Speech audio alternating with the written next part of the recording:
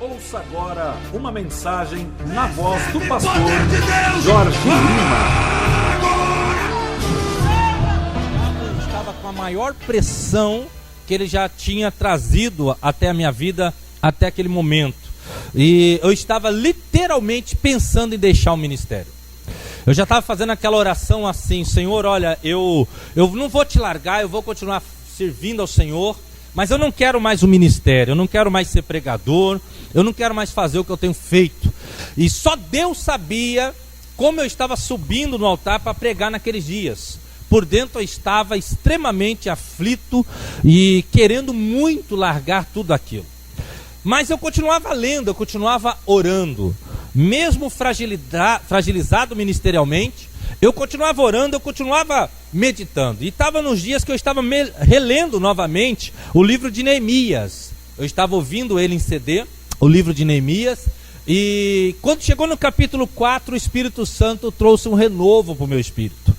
E naquele momento que eu li várias vezes o capítulo 4, à medida que eu ia lendo atentamente, ouvindo, né? Atentamente o meu espírito ia sendo livre.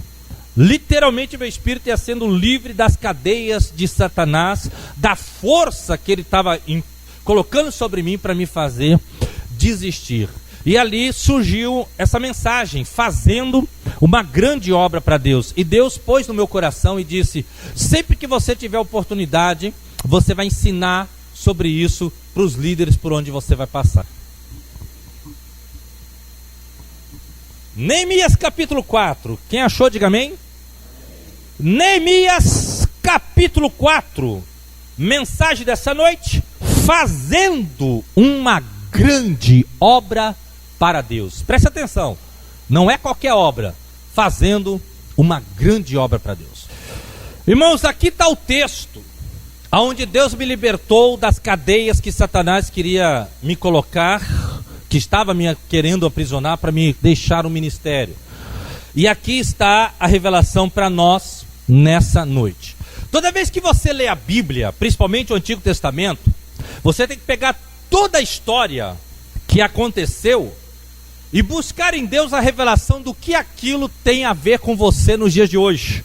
É isso que Jesus quis dizer quando ele falou em João 6: as minhas palavras são espírito e vida. Não só a palavra dele trazida e falada no Novo Testamento, mas a palavra do Senhor toda, ela é espírito e é vida. Então você precisa ler a história e absorver da história o que aquilo tem a ver com você. Meu irmão, aqui Neemias, ele tinha recebido o chamado de Deus para fazer uma grande obra. Era reconstruir uma cidade inteira, reconstruir os muros de Jerusalém, reconstruir o santuário de Jerusalém. Israel tinha sido destruído, estava preso na Babilônia, e algumas pessoas já tinham voltado do cativeiro, e agora a cidade tinha que ser reconstruída, e tinha algumas pessoas morando em Jerusalém, mas eles não tinham reconstruído. E Deus chamou Neemias para reconstruir, fazer essa grande obra. E nós estamos aqui junto com Neemias. A obra que Deus chamou Neemias para fazer era reconstruir Jerusalém. Cada um de nós aqui temos uma obra, nós temos um chamado por Deus. Por exemplo, eu sou pastor, a minha igreja chama-se Salvação em Glória, lá em Campo Grande, Mato Grosso do Sul. Mas eu sou conferencista. O meu chamado é dar vistoria espiritual em várias igrejas, somando com os pastores locais, independente da placa da igreja, levando palavras de despertamento, de poder, auxiliando os líderes em libertação ao povo, e assim por diante. Esse é o meu chamado. Agora aqui nessa noite nós temos pessoas que, uns são chamados para o louvor, outros são chamados para pastores, outros foram chamados para outros ministérios. Somos chamados para ser líderes de células, como vocês trabalham em célula, nossa igreja também. Então todos nós estamos aqui porque nós temos uma obra para fazer para Deus. Agora Jeremias 48:10 diz que maldito é o obreiro que faz a obra relaxadamente. Maldito é o obreiro que faz a obra relaxadamente. Jeremias 48:10. Isto quer dizer que nós não podemos fazer qualquer coisa para o Senhor. Nós temos que fazer algo com excelência. Diga excelência. Precisamos fazer algo com excelência para o nosso Deus, por vários motivos. O principal é que Ele merece, E outro grande motivo é que a nossa vida também depende disso. Também depende disso. Aí o Neemias foi chamado para fazer essa grande obra. Nós estamos no nosso chamado para fazer também uma grande obra para Deus. Agora, nesse percurso de fazer uma grande obra, você que conhece a Bíblia, você já deve ter visto que Neemias conseguiu fazer a reconstrução. Neemias conseguiu fazer o que Deus queria que ele fizesse. Agora, quais são as etapas que Neemias passou e que nós temos que passar para fazermos uma grande obra para Deus? Quais são as etapas? E é aqui que eu quero ministrar. Em qualquer momento da tua vida ministerial, se você lembrar, se você buscar nas suas anotações sobre essas 4 regras, vamos falar de 3 ou 4, e você lembrar delas, eu tenho certeza absoluta, o diabo nunca vai conseguir te tirar do foco. Porque esses passos para fazer uma grande obra para Deus, eles são universais. Em qualquer lugar cristão do mundo, se você colocar em prática esses 4 passos, você vai conseguir fazer uma grande obra para Deus. Quem está preparado para aprender como fazer uma grande obra para Deus, diga amém. Primeiro, para você fazer uma grande obra para Deus, desenvolva o seu chamado. Desenvolva o que Deus deu para você fazer. Desenvolva. Quando Deus se revela a Neemias, através da conversa de uns amigos que Neemias tinha, e os amigos dizem para ele: Neemias, nossa pátria está destruída, você aqui é copeiro de um rei poderoso, mas a nossa pátria continua destruída. Os homens que voltaram para Jerusalém são fracos e eles não têm força de reconstruir a cidade que está ainda destruída. Aquilo começou a inquietar Neemias, e Neemias entendeu através dali que Deus estava convocando-o para que ele restaurasse Jerusalém. E o que Neemias fez? Neemias começou a desenvolver o que Deus tinha mandado ele fazer. Da hora que Neemias recebe o chamado para reconstruir Jerusalém, até o momento que ele volta para Jerusalém na primeira viagem, foram meses aonde Neemias estava orando, aonde Neemias estava buscando nos livros proféticos para tentar lembrar como era a história, o que Deus tinha falado do cativeiro e do fim do cativeiro. Neemias foi se preparar para desenvolver o que Deus queria que ele desenvolvesse, para que ele entrasse aonde Deus queria que ele entrasse. Então, primeiro, para você fazer uma grande obra para Deus, entenda, Deus te dá o chamado, mas é você que desenvolve ele. Deus te dá a obra e diz: está aqui a obra. Agora você é que desenvolve isso. Não é Deus, é você que desenvolve.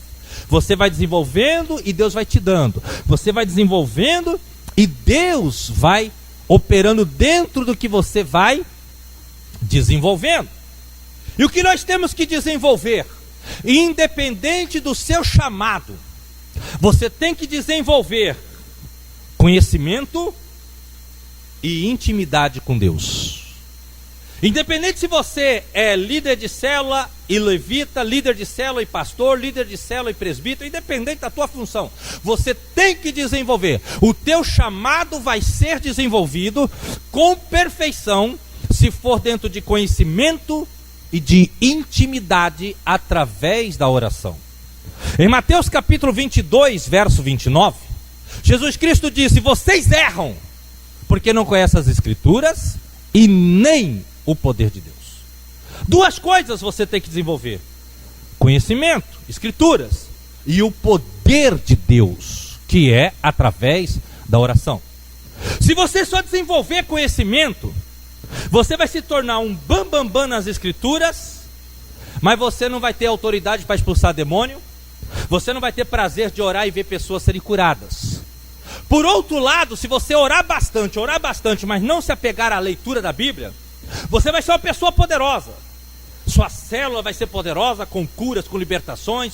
Seu louvor vai ser gostoso, libertações, cura. Porém, quando você abrir a boca para falar da palavra, você vai falar um monte de besteira. Aconteceu um fato com o pessoal do Alessandro Peterson, meu amigo e amigo do pastor Marcos. Fato interessantíssimo. O pessoal da célula dele lá teve uma manifestação de uma pessoa e eles não estavam conseguindo expulsar o demônio, eles estavam sem experiência para aquele tipo de situação. E não conseguiram achar ninguém da igreja que pudesse socorrer eles. O que eles fizeram? Eles lembraram que tinha um vizinho deles de outra denominação que expulsava demônios. Chamaram o vizinho. O vizinho foi lá e expulsou o demônio com a maior facilidade. Mas depois que ele expulsou o demônio, ele sentou para conversar com o pessoal, mas ele falou tanta besteira. Tanta besteira. Ofendeu as pessoas que estavam lá, magoou as pessoas, porque ele era tipo uso e costume, sabe? O diabo entrou em você porque olha esse monte de vaidade que você tem. E começou a pipocar a menina. A menina quase se enforcou num pé de cebolinha. E um homem conhecedor do poder, mas não conhecedor das escrituras. Todo ministério tem que ser desenvolvido com oração e com conhecimento. Olha aqui para mim. Eu ensinei algo similar a isso, um pequeno tópico da outra vez que eu estive aqui. Aqui está o chamado. Aí o que você faz? Você desenvolve ele. Está vendo que ele aumentou? Então você é que desenvolve ele. Você recebe de um tamanho, você vai conhecendo, você vai orando e aquilo vai sendo desenvolvido. Neemias foi orando, Neemias passou meses orando, Neemias passou meses buscando nos escritos o que os profetas diziam sobre o fim do cativeiro. Será que realmente é para ser restaurado? Será que não é? E assim por diante. Leia bastante a Bíblia. Ouça bastante pregadores de Deus, que tem uns camaradas que não vale nem o que você compra para ouvir deles. Leia bastante, ouça bastante, aprenda com quem tem conhecimento. Leia muito a Bíblia. Eu vou fazer uma pergunta para você, responde aqui no teu pensamento, Eu estou na caminhada com Cristo há mais ou menos 16 anos. Nestes 16 anos, eu já li o Antigo Testamento mais de 20, o Novo mais de 40. Já li mais de 700 livros, mesmo com a minha deficiência visual. Antes eu pagava para ler para mim. Hoje eu tenho um computador que com leitor de tela é mais fácil. Aí eu pergunto para você, quantas vezes você já leu a Bíblia? Responde aqui, ó. Quantos livros você já leu para adquirir conhecimento? Queridos, nós temos todo abecedário, de A a Z. Se você não conhecer a letra A, você não vai saber o que é amor, porque amor vai A. Se você não conhecer a letra A, você não vai saber o que é paixão, porque paixão tem a letra A. Por causa de uma letra que você não conhece, você deixa de conhecer milhares de coisas. Então, busque conhecimento. Você é um líder, você é um obreiro, você foi chamado para isso. Então busque conhecimento para saber o que a Bíblia fala sobre jovens, para saber o que a Bíblia fala sobre poder, para saber o que a Bíblia fala sobre amor, comunhão, união, para saber o que a Bíblia fala sobre casamento. Busque conhecimento para que você aprenda e conheça o máximo que você puder sobre o máximo de assuntos do que a Bíblia ensina. Busque conhecimento. A Bíblia diz em Provérbios 4, verso 7: gasta tudo que tens, mas adquire conhecimento. Ali é uma força de expressão, Provérbios 4, 7. Não está dizendo literalmente para você vender tudo e comprar um monte de livros e CDs. Não. Mas ali está dizendo, se fosse necessário, você deveria ter uma sede tão grande por conhecimento, que você seria capaz de vender tudo o que tinha e comprar os melhores livros, os melhores DVDs e mensagens e ouvir para aprender. Gasta tudo o que tem, mas adquira conhecimento. Você tem que desenvolver conhecimento.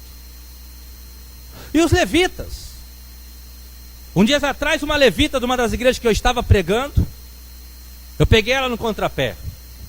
Ela começou a cantar: Jeová Rafa, meu Senhor, que tira toda a dor. Olha o gingado. Tissikenu Yavé, minha justiça é.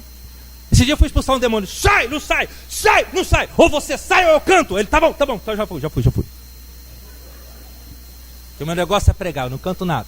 Aí eu peguei a levita e falei assim: minha filha, o que é Tissikenu? O que é Jeová? O que é isso? O que é aquilo? Metade ela não soube responder. A cenoura comeu o coelhinho.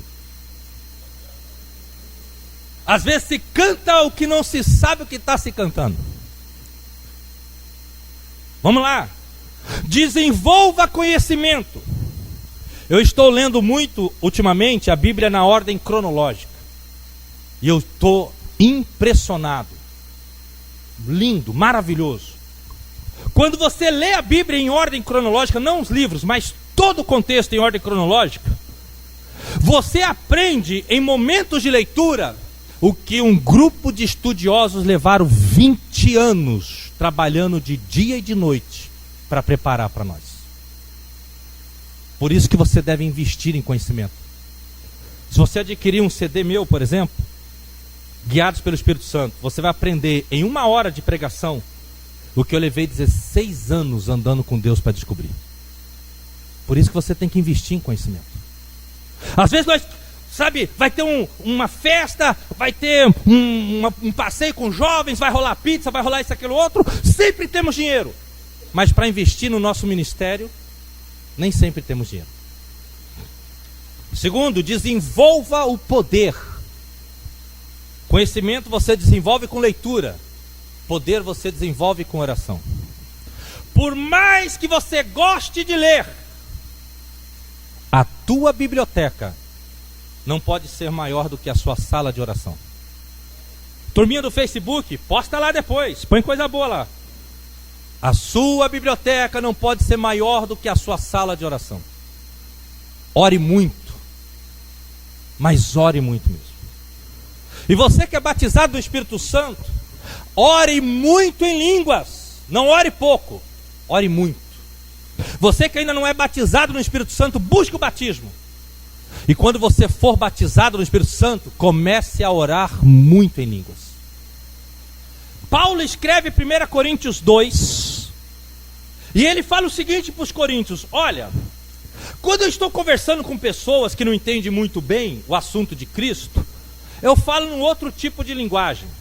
Mas para vocês que já conhecem sobre Cristo, eu gosto de falar de coisas mais espirituais, comparando coisas espirituais com coisas espirituais, falando daquilo que os olhos não viram, os ouvidos não ouviram e nunca entrou em coração nenhum, e que Deus tem preparado para nós, mas que nos reservou pelo Espírito Santo e que nos traz essas verdades para dentro de nós no Espírito. E aí ele vai desenvolvendo o entendimento, e no entendimento, quando você lê todo o capítulo 2 de 1 Coríntios, você descobre que ele está falando do poder da oração em línguas. Aleluia. Jesus nos convida a viver uma nova vida. Jesus não nos convida a continuar a viver no natural. Jesus nos diz o seguinte: olha, eu te salvei, agora você vem para o lado de cá, você seja cheio do Espírito, e você comece a viver um projeto espiritual. Pedro foi um homem tremendo. João, apóstolo do amor, foi um homem fantástico. Mas Paulo deixou muito mais coisas escritas do que os outros apóstolos. Coisas profundas que Pedro escreveu e disse em 2 Pedro capítulo 3. Nosso irmão Paulo escreveu coisas fantásticas que nós temos dificuldade de entender, porque Deus lhe revelou coisas profundas demais. Mas sabe de onde vinha esse poder? Está aqui, 1 Coríntios 14, 18. Dou graças a Deus, porque oro em línguas mais do que todos vocês. Aqui estava a fonte de poder de Paulo. Eu oro em línguas mais do que todos vocês. Todavia prefiro falar no entendimento, para que aquela pessoa indouta possa dizer amém. Sabe o que ele estava dizendo? Que para orar por alguém, eu oro no entendimento, porque a pessoa tem que entender o que eu estou falando. Mas quando eu estou orando sozinho, eu oro em línguas mais do que qualquer um de vocês, coríntios. Já que vocês estão perguntando sobre línguas, já que vocês estão falando sobre dons, eu vou dizer, eu oro em línguas mais do que todos vocês. Aqui é o sucesso do apóstolo Paulo. Ele orava muito em línguas. Ele ensinou muito sobre línguas. Quando você é batizado do Espírito Santo e você gosta mais de ficar orando no português, é como se você tivesse uma máquina de datilografia Olivetti e tivesse um Windows super sofisticado, o 7, que o 8 tá uma caca. Até agora não vi um que falou, pastor, o 8 é melhor que o 7 é melhor que o 8. Então você tá lá com o gerenciador maravilhoso, o Windows 7 rolando. Taca-lhe o pau, Marco, taca-lhe o pau, você tá lá. Mas aí, você tem um computador, mas você ainda prefere a Olivetti. É isso que muita gente faz. Eles recebem o batismo do Espírito Santo, são cheios do Espírito Santo, começam a falar em outras línguas, mas quando pensar que não, eles voltam a ficar usando a máquina de datilografia. E não usam e não fluem dentro do poder novo que Deus deu para eles. Quem está entendendo, diga amém. Ore bastante no Espírito Santo. Mas ore muito. É uma grande fonte de poder e revelação. Quer ver uma coisa interessante? A Bíblia diz em Lucas capítulo 6 que quem conhece a palavra e pratica é edificado. A Bíblia não tem um texto que diz que quando você ora no entendimento, quando você ora no português, você é edificado. Não. A Bíblia diz que quando você ora em línguas, você é construído por dentro. 1 Coríntios capítulo 14. A sua oração no português faz com que você conquiste vitórias, com que você amarre ou desamarre coisas no mundo espiritual, mas ela não tem autonomia para te construir por dentro, para você ser inabalável. O que te constrói, te edifica por dentro é 1 Coríntios 14, 2. Porque quem ora em línguas fala mistérios com Deus, e ninguém entende a não ser quem tem o dom de interpretação, e com isso ele é edificado. É a oração em línguas e a leitura da Bíblia e a prática dela que te faz ficar grande por dentro. Então, primeiro, faça uma grande obra para Deus, lendo muito, orando muito. Faz uma grande obra para Deus. Desenvolva o que Ele te chamou para desenvolver. Acho que vocês conhecem, pelo menos pelo nome, pastor Cirilo. Pastor Antônio Cirilo, poderoso Deus. Ele esteve lá em Campo Grande, um homem extraordinário. O pessoal da minha igreja foi cultuar com ele. Aí ele disse assim: queridos, eu acordava às 6 da manhã e ficava trancado, ele contando, lá em Campo Grande, e ficava trancado no meu quarto, das 6 até as 11.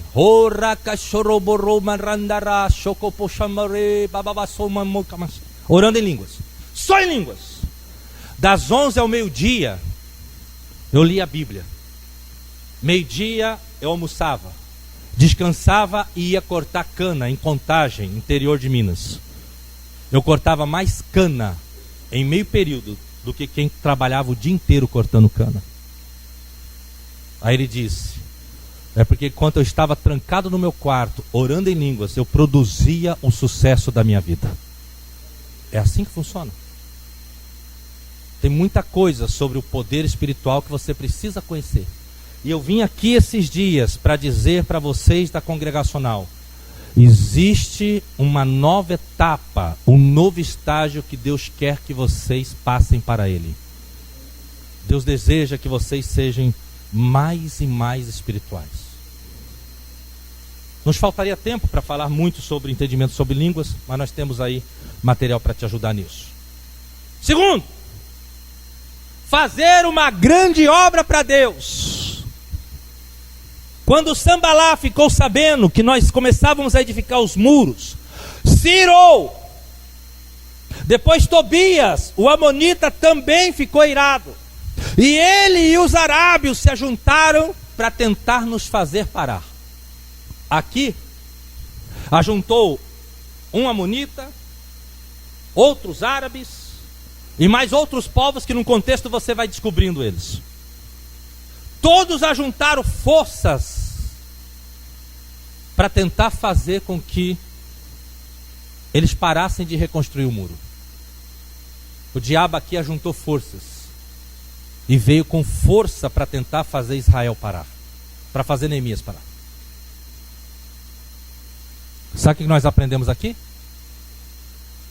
Segundo passo para você fazer uma grande obra para Deus: Nunca esqueça que o diabo vai fazer de tudo para parar você, para tentar parar você. Ele vai fazer de tudo. Ele vai fazer de tudo para tentar parar você. E isto quer dizer que qualquer situação que quiser fazer você parar com o teu chamado, parar com o que você está fazendo para Deus, é do diabo. Qualquer coisa, seja enfermidade, seja problema conjugal, seja problema familiar, seja o que for, o que quer fazer você parar, vem do diabo e nunca de Deus. Eles ajuntam forças. Primeiro eles tentam usar o da sua própria casa, aqueles que não conhecem o evangelho ou aqueles que não estão na mesma visão que você. Se ele não consegue usar os da sua própria casa, ele tenta usar o do seu serviço, da sua escola. Se ele não consegue usar essa turma, ele tenta usar os da própria igreja, para te desmotivar, te desinteressar. Porque o que passa na mente de Satanás é: custe o que custar, esses levitas precisam parar. Porque se eles não pararem, a música deles vai começar a entrar, ser ministrada e entrar no coração das pessoas. As pessoas vão sair do culto livres, libertas. Porque o diabo conhece a Bíblia melhor do que qualquer um de nós. Eu, devido ao meu chamado, eu tenho 2.600 versos memorizados na Bíblia, que é com eles que eu interajo quando estou pregando. Mas o diabo conhece a Bíblia inteira, de capa a capa. Ele cita a Bíblia inteira, eu não tenho condição para isso. E ele sabe o que a Bíblia fala sobre Salmos 22, 3. O Senhor habita nos louvores do seu povo. Ele lembra muito bem, 1 Samuel 16, Davi tocava a harpa e o demônio soltava Saul. Ele sabe que o louvor liberta. Então qual é a chance dele? Temos que fazer esses levitas pararem. Vamos desviá-los, vamos desmotivá-los. Temos que fazer esses pastores, esses líderes de células pararem. Porque se eles não pararem, eles vão conquistar toda a vizinhança deles. Então o inimigo ajunta força para vir contra nós. Ele ajunta toda a força que ele pode. E a história você já sabe, ele joga sujo. É como se existe, como se fosse possível lá no inferno. Como se lá no inferno tivesse um retrato enorme da Mariana e do Lucas, assim. Lucas é o noivo da Mariana, né? Acertei. Tá lá um retrato enorme dos dois, eles bem bonitos, arrumados, tipo um selfie. É selfie que fala quando tira essa foto? Um selfie. O diabo deu Ctrl+C, Ctrl+V lá do Face, grudou e jogou lá no telão do inferno. Aí embaixo está escrito assim: procura-se mortos ou destruídos. Mas eu tenho uma ótima notícia para você. Essa é a notícia ruim. Que o diabo conhece cada um de nós. E ele trabalha com planos para nos fazer parar. Essa é a notícia ruim. Agora a notícia boa é que lá do céu o Senhor dá ordem aos seus anjos e diz: acampe ao redor deles e livre-os o tempo todo e os ajude a ir até o final. Lembra de Hebreus? Hebreus capítulo 1, verso 14. Os anjos de Deus são ministros do Senhor para ajudar aqueles que vão herdar a salvação. Existe uma ordem no inferno. Satanás diz aos demônios: façam eles parar. Mas existe uma ordem no céu: anjos desçam, acampam ao redor deles e ajude-os a ir até o fim. Sabe o que isso quer dizer? O diabo persevera para fazer você parar. Você vai perseverar para continuar. Tiago 4:7. Sujeitai-vos a Deus, resista o diabo, ele vai parar, ele vai regredir. É assim que funciona. Tem até uma música do Diante do Trono, né? Você pensa que vai me fazer parar, você pensa que vai me fazer desistir. Aí a menina canta: mas eu não canso de te resistir. É assim? Quer fazer uma grande obra para Deus? Não pare por nada. Eu e minha esposa tínhamos muito sonho de ser pais. Minha esposa engravidou. Deram remédio errado para ela. Ela estava internada, deram remédio errado, forçaram um aborto. A criança nasceu, chorou e morreu. Quando eu entrei no hospital e fui visitar minha esposa, primeira coisa que ela falou, ela nem me cumprimentou. Eu abracei ela, cheguei na cama do hospital, abracei ela forte. A minha esposa falou assim: querido, eu não sei, porque Deus levou nosso filho, que era o nosso sonho, e o médico já disse que eu não posso engravidar mais. Mas uma coisa eu sei, nós vamos servir a Deus com mais força do que já servimos até hoje. Com mais força do que já servimos até hoje. Sabe o que eu quero dizer com isso? Se o diabo queria usar aquele momento de tristeza e dor para nos fazer parar, ele encontrou pessoas resistentes na graça do Espírito. Irmãos, a Bíblia diz no Salmo 92, verso 10: Tu exaltas o meu poder na força de um grande touro, derrama sobre mim um óleo fresco. O salmista é inspirado para falar sobre o Salmo 92, escreveu o Salmo 92, inspirado sobre o poder de Deus dentro dele. E aí o que ele faz? Ele fala, o poder que está dentro de mim é que nem de um touro. Pá, touro enorme, grande, valente, indomável. É esse poder que Deus compara que está dentro de nós. Números capítulo 23, disse Deus a Balaão: eu libertei Israel, e eles vêm subir no deserto na força de um touro selvagem. É o poder que está dentro de nós, é como de um touro. Só que o touro, mesmo sendo grande, ele pode ser dominado por um toureiro tão baixinho e tão frágil. Sabe por quê? Porque o toureiro tira a visão do touro e coloca na capa. Lá está o touro, enorme, grande. Se o touro dá uma cabeçada no meio do toureiro, ele mata o toureiro. Mas o toureiro distrai o touro, sabe como? Fazendo o touro olhar para a capa. A capa não tem vida. O problema é que os animais enxergam preto e branco. E o vermelho embaça a visão dele, deixa ele com a visão embaçada. Então ele fica irritado quando vê algo vermelho se... Por isso que é verdade, aquela história, não passe de vermelho perto do touro e da vaca, que ele estranha, e é verdade. E ali o toureiro mexe a capa e lá vem o touro, e ele olha, ele passa do ladinho do toureiro. Ele é mais forte do que o toureiro, ele é mais rápido do que o toureiro. Mas o toureiro bagunça com o touro. Por que isso? Porque o toureiro coloca a visão do touro na capa e não nele. O que tem isso a ver com Satanás querendo nos fazer parar, pastor? Tem tudo a ver. Irmãos, a chance que o inimigo tem de nos fazer parar é fazer a gente olhar para as circunstâncias, para as situações. Quando você olha para a circunstância e para as situações, você tira o foco de Satanás.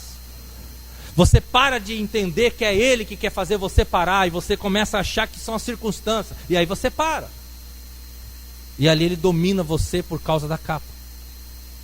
Por isso que Paulo, na sabedoria do Espírito Santo, ele disse, Efésios 6,12, aquele texto tão conhecido: porque não temos que lutar nem contra a carne, nem contra sangue, mas contra as hostes espirituais da maldade, contra os espíritos nas regiões celestiais, contra os principados e as potestades.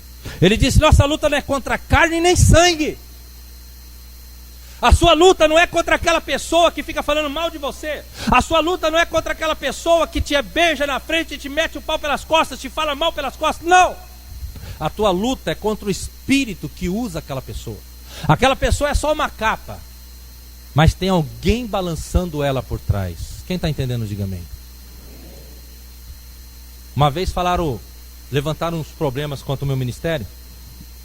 E se alguém fala mal de você, talvez você tenha aquela ideia assim: eu vou lá e vou falar tudo que eu penso, e vou fazer barraco, e se precisar eu vou bater, mas eu vou bater no nome do Senhor, porque aí eu não tenho problema com a minha consciência, eu estou só no nome do Senhor. Esquerda CTI, direita cemitério.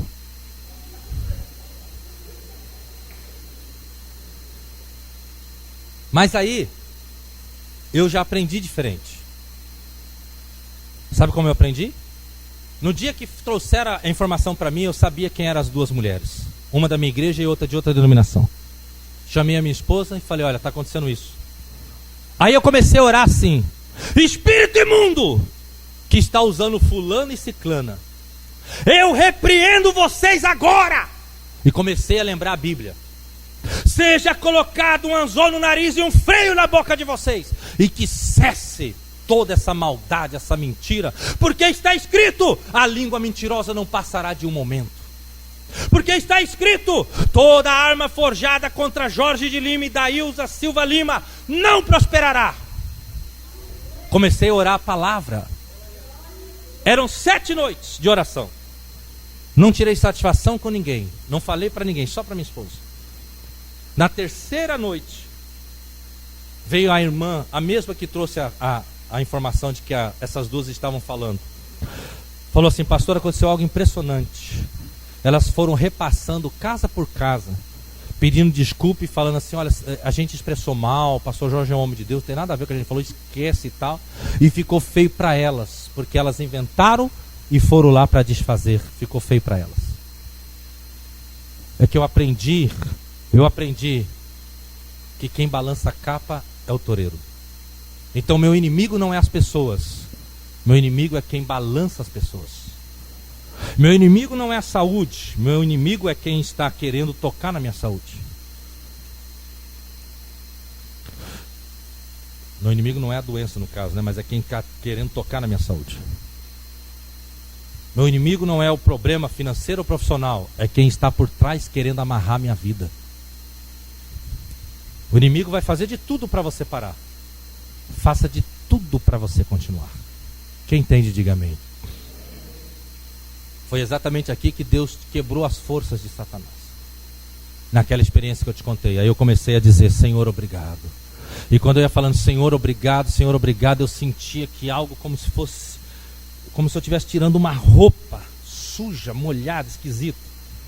Eu sentia que Satanás estava saindo com toda a opressão dele. Porque ali a palavra me libertou, e a palavra estava dizendo dentro do meu espírito: você não vai desistir. Quando tudo diz que não, o que nos faz? Tua voz me encoraja a prosseguir. É assim. Esses dias eu gravei 2 CD. Em um eu cantei, no outro eu pedi desculpa.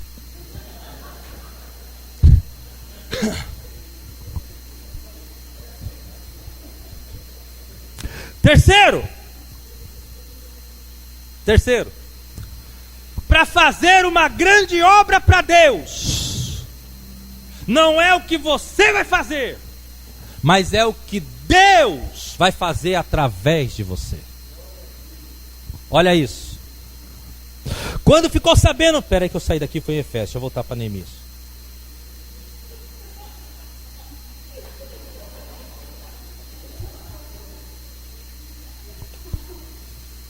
Quando ficou sabendo Sambalá que edificávamos os muros, escarneceu dizendo: olha isso aqui, gente, olha isso aqui. O que pensa fazer esses fracos judeus? O que pensa fazer esses fracos judeus? Satanás, ele gosta de amedrontar, de escarnecer. Pode ver que quando manifesta um demônio, ele já vem falando palavrão, besteira, e ele já vem botando o quê? Você não vai me tirar daqui, você não vai me tirar daqui. Eles gostam de escarnecer, de bagunçar. Agora, interessante, o que pensam fazer esses fracos judeus? Ei, olha para mim, nós não vamos fazer nada, mas Deus em nós vai fazer tudo. Paulo escreve em Coríntios 4, verso 7. O que você tem recebido que dele não tenha sido dado. E se é ele que dá, por que te glorias como se não fosse ele que tivesse te dado? Paulo escreve aos Romanos e diz: porque dele, por ele e para ele são todas as coisas. Não é você, mas é ele e você. É isso que faz a diferença. Deixa eu falar para vocês algo que impactou e mudou minha vida ministerial.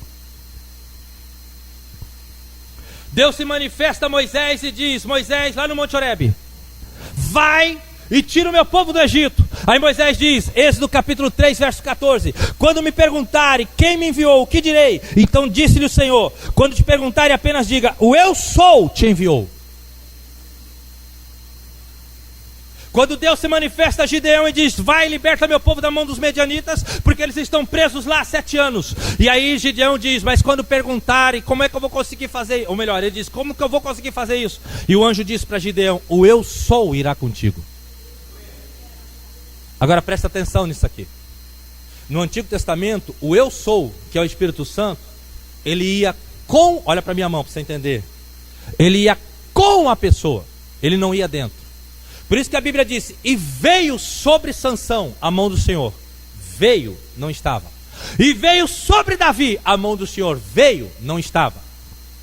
No Antigo Testamento o Espírito Santo vinha sobre o homem, entrava no homem, exercia uma função, libertava o povo, depois ele ficava sobre o homem novamente. João 14, verso 17. Disse-lhe então Jesus, e o Espírito Santo que está com vocês, estará em vocês. Ele estava dizendo, depois que eu morrer e ressuscitar, ele não vai estar mais sobre, ele vai estar em. Sabe o que isso quer dizer? Olha para mim. Eu não posso, mas o eu posso está dentro de mim. Eu não consigo, mas o eu consigo está dentro de mim. Eu não tenho como fazer, mas o eu faço tudo está dentro de mim. Não é o que você vai fazer, é o que ele vai fazer dentro de você. É o que ele vai fazer através de você. Porque o Espírito Santo, em relação ao homem, ele tem 3 ações. Ele faz pelo homem, ele faz através do homem e ele faz pelo homem. É ele. Não é o que você vai fazer. Não é as pessoas que você vai tocar, mas é quem Deus vai tocar através de você. Essa palavra me encheu de forças. Por isso que eu sou tão cheio de vida e de alegria. Porque eu sei que nada do que eu faço sou eu. Tudo é Ele. A minha parte é só desenvolver oração e leitura. Oração e conhecimento. O resto é tudo com Ele. Escuta essa experiência que eu vivi. Falo a verdade em todos os detalhes. Eu estava pregando uma experiência que eu vivi para você entender sobre Deus em nós, fazendo através de nós. Eu estava num culto familiar, nós tínhamos umas 12 pessoas naquele culto, numa casa. E eu esqueci de perguntar se todos conheciam a palavra. Tinha uma vizinha que tinha vindo da macumba e ela não conhecia. Estou eu lá pregando, passou 5 minutos, minha irmã falou, pastor, dá licença. Ela estava na minha esquerda, eu falei, pois não, Silvia. O nome dela era Silvia. Ela falou, pastor, tem uma vizinha aqui passando mal. Aí eu abaixei e falei, me leva até nela. Ela falou assim, só dá um passo para a sua esquerda, o senhor já vai estar bem nela. Aí, sentiu o sofá? Eu falei, senti. Ela falou, tá no sofá. Aí eu abaixei e falei, como que é seu nome, senhora? Ela, não te interessa. Já estava manifestando. O pessoal era tudo novo convertido. Quando ela falou, não te interessa, saiu todo mundo correndo. Tinha um cara da minha altura, bem grande, que o cara acho que está correndo até agora. Aí aconteceu algo interessante. Era uma sala retangular. Atrás de mim uma porta que dava acesso para a sala, para o quintal. Na minha esquerda uma porta que ia para o quarto. Na minha direita, lá na frente, uma porta que ia para a cozinha, da cozinha para fora. Todo mundo correu pela porta da cozinha. E deram a volta e vieram atrás de mim aqui pelo quintal e ficaram assistindo pela janela. Na hora que ela estava lá, enxucaveira, enxucaveira, e tá todo enxucaveira para lá e enxucaveira para cá. Eu fui pôr a mão no ombro dela, para me poder direcionar para trabalhar a libertação. Quando eu fui pôr a mão no ombro dela, ela correu. Eu percebi que ela, quando ela correu, eu conheci a casa, que eu já tinha ido lá várias vezes. É aqui que entra o eu sou, o eu enxergo. Na hora que ela correu, aí entra a tua parte, o conhecimento. Hebreus 1, 14. Os anjos de Deus estão para ajudar quem vai herdar a salvação. Eu apontei para a porta e no reflexo eu só fiz assim, um anjo na porta. Quando eu gritei um anjo na porta, as pessoas que estavam atrás de mim fizeram assim. Ah! Aí eu dei um passinho para cá, falei, o que aconteceu? O pastor parou na porta e não passa de jeito nenhum. Aí ela gritava, estou falando diante de Deus, viu, irmãos? Eu vivi essa experiência. Ah, deixa eu passar! Aquela coisa toda. Ela parou no linear da sala com a cozinha, ela não passava. Aí eu peguei e falei, presta atenção, gente, eu não estou falando, não estou pregando anjolatria. E nem dei nome de anjo nenhum, como alguns amigos piram na batatinha e fazem isso. Eu apenas estou contando uma verdade, que o mundo espiritual é muito mais real do que você pensa. E eu não enxergo, mas o eu enxergo está dentro de mim. Aí naquele momento eu falei, o anjo que parou ela na porta, traz ela aqui, em nome de Jesus. Aí quem estava atrás de mim, Eu falei, o que foi? Pastor, jogou a mão para trás, torceu a cabeça e está sendo trazida pelo cabelo. Aí eu falei assim, põe na minha frente. Diante de Deus, irmãos. A mulher veio, parou assim na minha frente, aí eu senti que ela fez assim, desgraçado. E aí pus a mão no ombro dela, ela estava com a cabeça torta. Literalmente assim, ó. Eu falei assim, pode soltar, em nome de Jesus. Aí ele normalizou. Aí eu com a mão no ombro dela, eu percebi que ela fez assim. Tipo, olhou para trás, né? E ali eu trabalhei a libertação naquela mulher. Ela era uma vizinha da casa, ela tinha largado a macumba que ela serviu há 20 anos. E os demônios falaram que se ela largasse, iam matar ela. Ela descobriu que tinha culto na vizinha, ela foi na vizinha. Você que é líder de célula, esteja sempre preparado. Porque mais cedo ou mais tarde aparece alguém assim lá para você. Aí o que acontece? Naquela época a gente não tinha trabalho nas células, faz 8 anos. Nós não tínhamos trabalho em células, era apenas um culto familiar, uma reunião que a gente estava fazendo.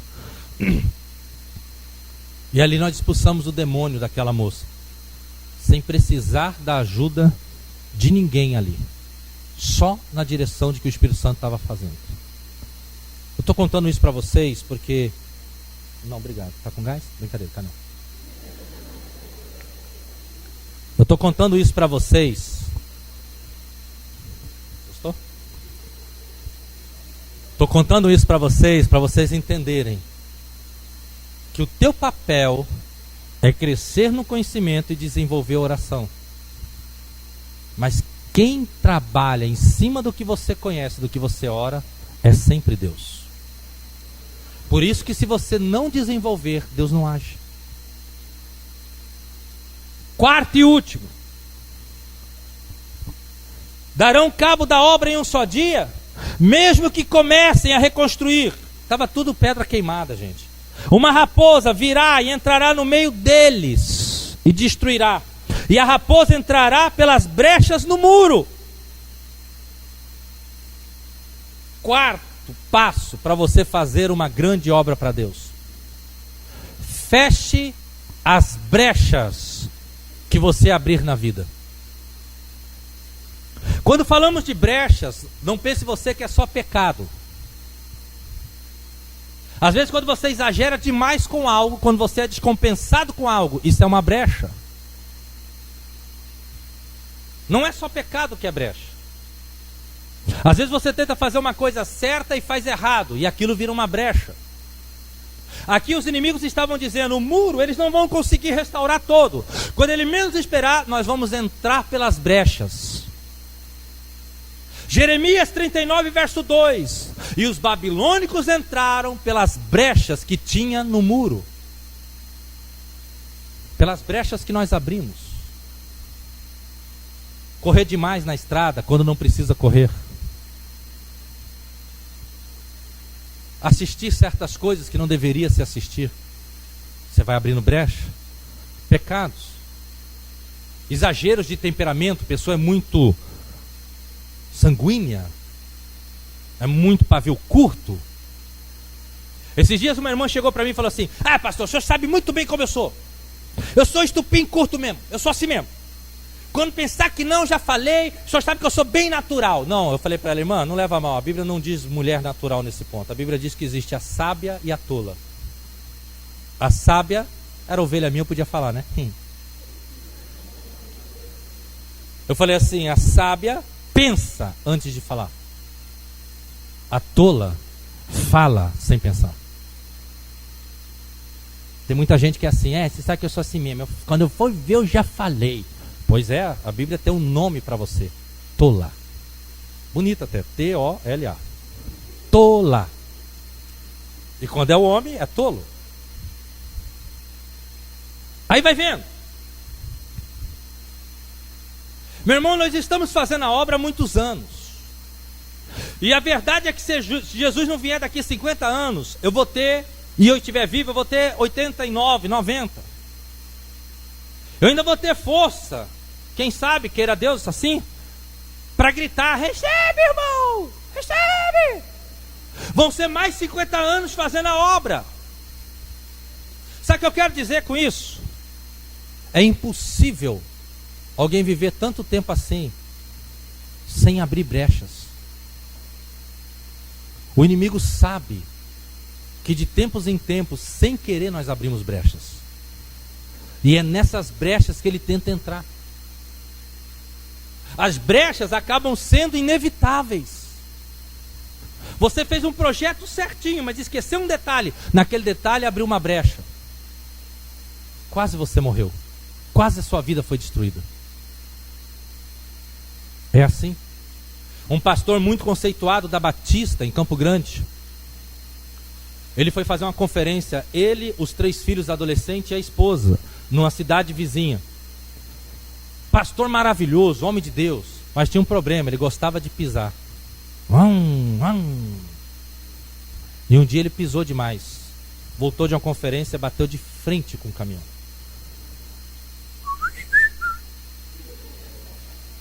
Se não é Jesus, desliga. Aí sabe o que acontece? Ele vai, bate de frente com o caminhão. Morre os 3 filhos adolescentes e a esposa. Depois de 20 dias em coma, ele volta. A história chocou o evangelho, os evangélicos em Campo Grande. Campo Grande, de cada 10 pessoas, 4 são cristãs, graças a Deus. Isso a última estatística de 5 anos atrás. É capaz de já estar metade lá. Lá cresce muito rápido o evangelho. Pastor muito querido, um trabalho saudável e forte, mas perdeu a família porque pisava demais.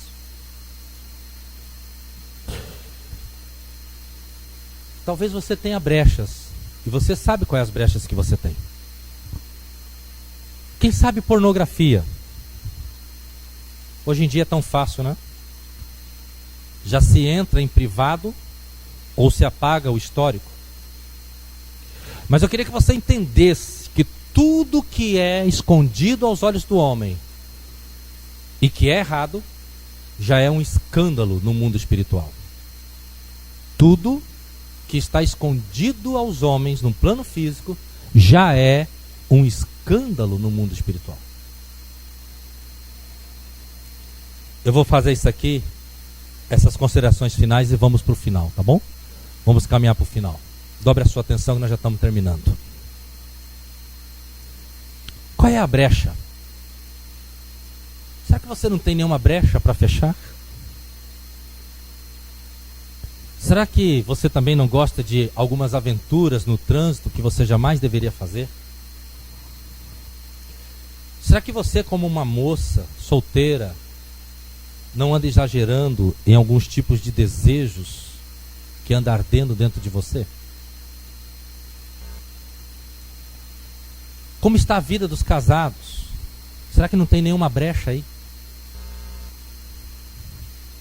Se tiver alguma brecha, e você ama a Deus e quer continuar fazendo uma obra maravilhosa para Ele, feche as brechas. Fale para Deus qual é a tua brecha. Confesse a Ele. Largue o que você está fazendo de errado e diga: Senhor, eu vou fechar essa brecha. Sabe qual era uma brecha deles?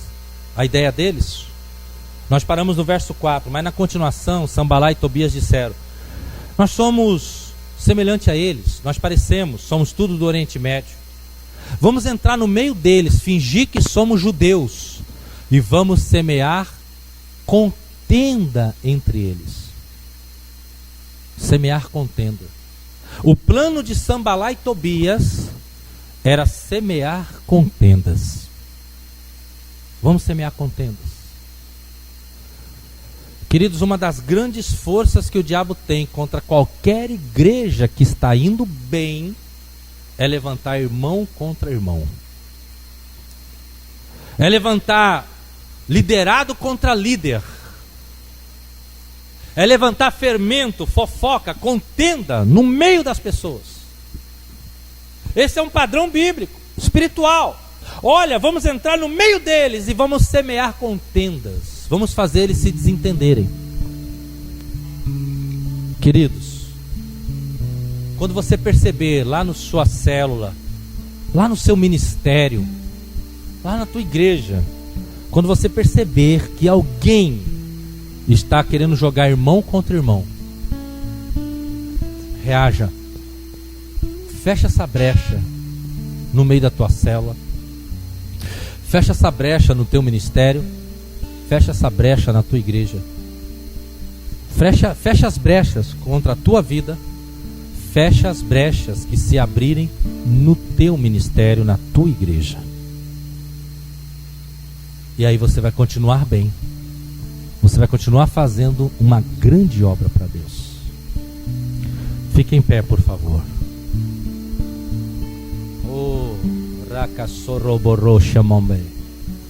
Pode olhar para mim, eu estou concluindo. Shokamorei samubaselivar. Awandele samomesa.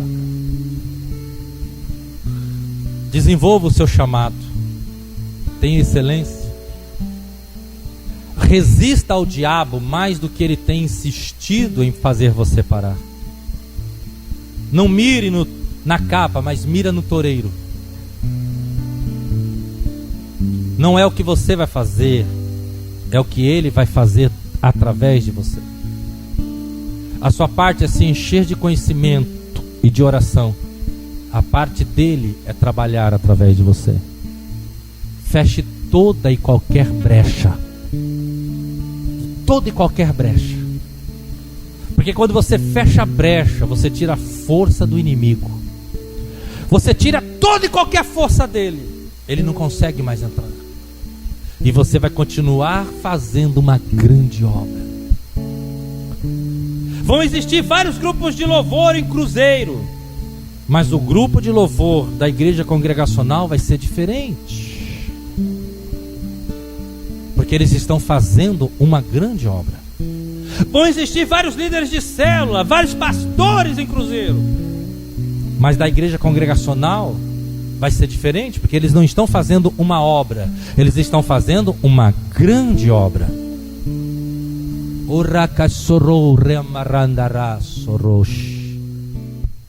Fecha os seus olhos, vamos cantar essa canção.